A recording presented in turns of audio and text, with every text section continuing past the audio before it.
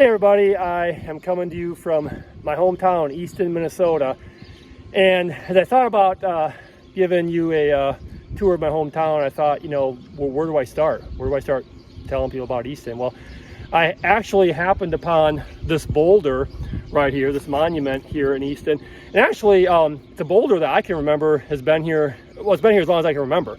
But I've never really taken that many times to actually read the inscription on it. So let me go ahead and read the inscription on it. I'll just go ahead and read it to you right here. There's the boulder right there. I'll read the inscription. It says, Easton Farm Boulder marks site of first building, March 1872.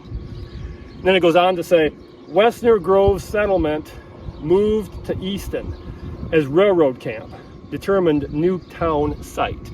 So in other words, Westner Grove settlement was a railroad camp, and they determined that, hey, this was going to be the site of a permanent settlement. And then in 1872, I guess it became the town of Easton. So I thought that'd be a good place to start. So there it is, guys, Easton Farm Boulder. Thought that'd be a good place to start. So let me just kind of give you a little quick tour of Easton. Trust me, it won't take that long, but I'll hit on some of the highlights here. This place right here, Club 569. Back in the day, this was called the Legion Club, and yeah, they serve food. I don't know if they serve food every day of the week, but certainly on weekends they did. Today it's called Club 569. I think it's because it was Legion Post 569, and I think the Legion sold it off to an individual owner. And this changed hands, several different times. But right now it's called Club 569. But yeah, I remember as a kid going in there, they had a jukebox in there. Mom and Dad would give me a quarter, and I could put a quarter in the jukebox. Some of you might know what that is, and you could punch in the numbers of the songs you want to play. It might give you 2 or 3 options, and they would play music. And they had a small little dance floor in there. I know they had wedding receptions and rehearsal dinners there. You could, on weekends, the town would be full of cars, packed, weekends with people out for dinner. So yeah, Club 569, and it's still up and running today. So that was the former Legion Club. Across the street, actually, before I go any further, I'll just show you across the street. You see where the flag right there is, that green grassy area. There used to be a cafe there called Sailor's Cafe. And one thing I remember about Sailor's Cafe is Sunday, that was the gathering place after church. Of course, the Lutherans got out of church earlier, so they got their pick of the cinnamon rolls. The Catholics, of course, ended Mass later, so we had to settle for the leftovers. But it's all good. It's all good. I mean, you can't determine your church service based on cinnamon rolls. I mean, well, I guess you could have, but it's all right. It's all good. So, yeah, it's all good. So, you know what? We enjoyed Sailor's Cafe, and whether you were Lutheran or Catholic, you got great cinnamon rolls. Another thing I remember about Sailor's Cafe, it was totally, absolutely packed, and I'm not exaggerating that.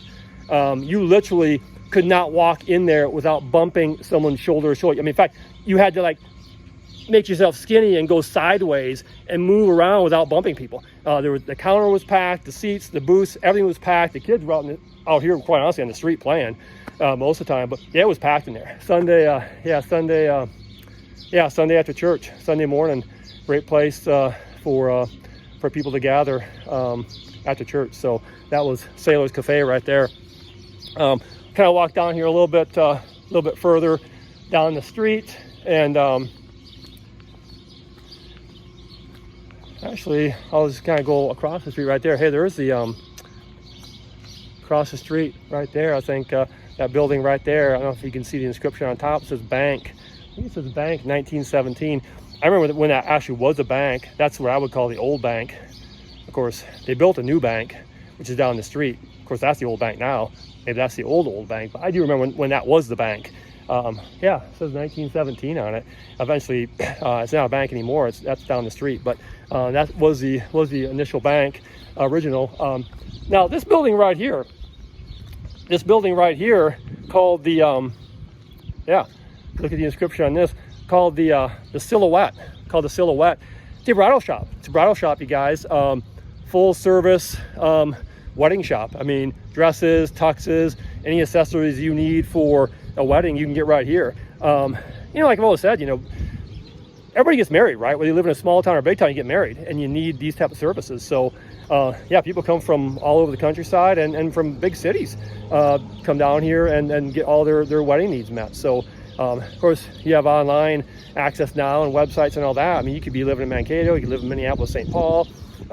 Who knows how far you can go that people would go to a store like this. It's got a great reputation. So, this is a bridal shop. It actually sits on the place. There used to be a grocery store here. It was called Zelzny's. Cyril and Margaret Zelzny ran the grocery store, but that's been long since torn down, and now they got the Silhouette, this business here.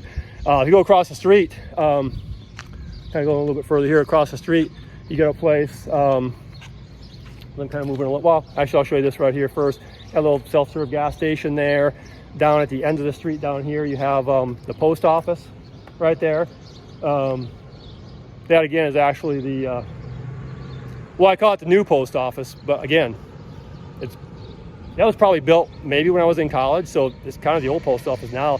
The old post office actually used to be across the street, right over here in a place right there, a place called Lunan Insurance right now. That used to be the old post office. And then right across the street over here, you can probably see the sign. It says Margaret's Pub. Margaret's Pub. That is named after Margaret Zelzny, who was the co-owner of Zelzny's grocery store with her husband Cyril. But Margaret's Pub is named after her. And great people. They were great people. But that place is open Thursday, Friday, Saturday as well. And of course, just looking down the street here a little bit, you can see, again, Lunan Insurance. You got the State Bank of Easton right there. That's the bank that came in after, the old bank moved their site right over there. So, but that's pretty much downtown Easton, you guys. Now, I didn't actually live in Easton. I live 3 miles south of Easton. So if you look down the street here, if you look right behind me, that's headed south. I live 3 miles south out of town. And of course, if you turn back around the way that we're headed this way here, we're headed north right there. So I'll kind of walk back to where I started right here. But another thing that I think about when I think of Easton, I think of, you look right over there, see those grain bins in the fall. Of course, you'd have farmers that would bring their grain and store it there.